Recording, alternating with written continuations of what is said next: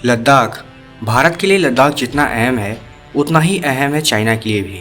और मई 2020 के बाद से लद्दाख के एरिया में लगभग 50,000 से भी ज़्यादा सैनिक बॉर्डर पर तैनात हैं। हालात इस कदर ख़राब हो चुके हैं कि एक छोटी सी भी चिंगारी दोनों सेनाओं के बीच में एक बहुत बड़े युद्ध का रूप ले सकती है। हालांकि अभी मामला काफ़ी शांत है, क्योंकि लंबे समय से दोनों सेनाओं के कोर कमांडर लेवल पर काफ़ी बातचीत चल रही है और डिसएंगेजमेंट की प्रक्रिया को अपनाया जा रहा है। लेकिन अभी फ़िलहाल एक न्यूज़ निकल के आ रही है कि दोनों ही सेनाएं अपने अपने स्तर पर अपने आप को स्ट्रॉन्ग बनाने के लिए जो भी किया जा सकता है कर रही हैं।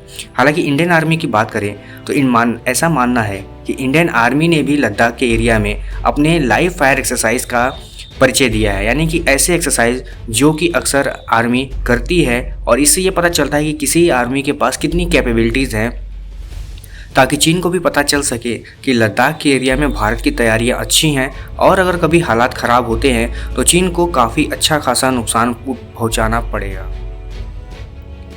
हालांकि मई 2020 के बाद से ही इस एरिया में बहुत लंबे समय से टेंशन का माहौल चल रहा है और ये जो एरिया होते हैं इनको सुपर हाई एल्टीट्यूड एरिया कहते हैं, क्योंकि इनकी ऊंचाई लगभग 15,000 फीट की होती है और इस ऊंचाई पर किसी भी आर्मी के लिए सरवाइव करना ही बहुत मुश्किल होता है और किसी देश से लड़ाई लड़ना तो और भी ज़्यादा मुश्किल होता है। कई बार परिस्थितियाँ इतनी ख़राब होती हैं कि दुश्मन की गोली से नहीं बल्कि सैनिक इन्वायरमेंट के फैक्टर से ही मर जाते हैं। यानी कि इतने टफ इन्वायरमेंट में, इतने टफ सिचुएशन में रहना किसी भी आर्मी के लिए आसान नहीं होता है।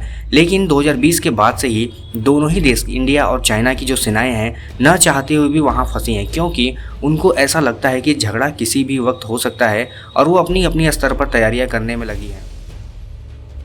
हालांकि ऐसा देखा गया है कि इस झगड़े को सुलझाने के लिए दोनों देशों की सेनाओं के बीच में कोर कमांडर लेवल की लगभग 12 राउंड की बातचीत हो चुकी है और उसमें कुछ खास रिजल्ट नहीं निकल के आया है।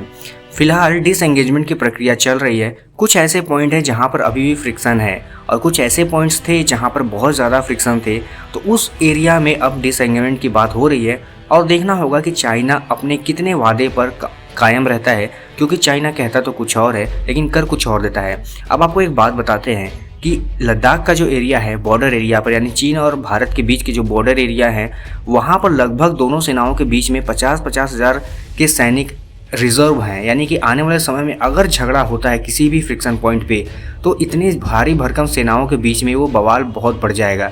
अब आपको बता दें कि डिसएंगेजमेंट भी होता है तो ऐसा नहीं है कि तुरंत हो जाए। चीन भी डिसएंगेजमेंट की प्रक्रिया को बहुत धीरे करता है ताकि अगर कभी माहौल ख़राब हो तो जल्दी से जल्दी ऐसे पॉइंट पे पहुंचा जा सके जो नज़दीक हो और जहां पर उनको मदद मिल सके। इसी वजह से डिसएंगेजमेंट की प्रक्रिया भी बहुत हद तक सफल होती हुई नहीं दिखाई दे रही, क्योंकि ये इतने स्लो है कि आने वाले समय में कोई छोटी सी भी बहस होती है, छोटा सा भी झगड़ा होता है तो फिर से वही माहौल बन जाएगा।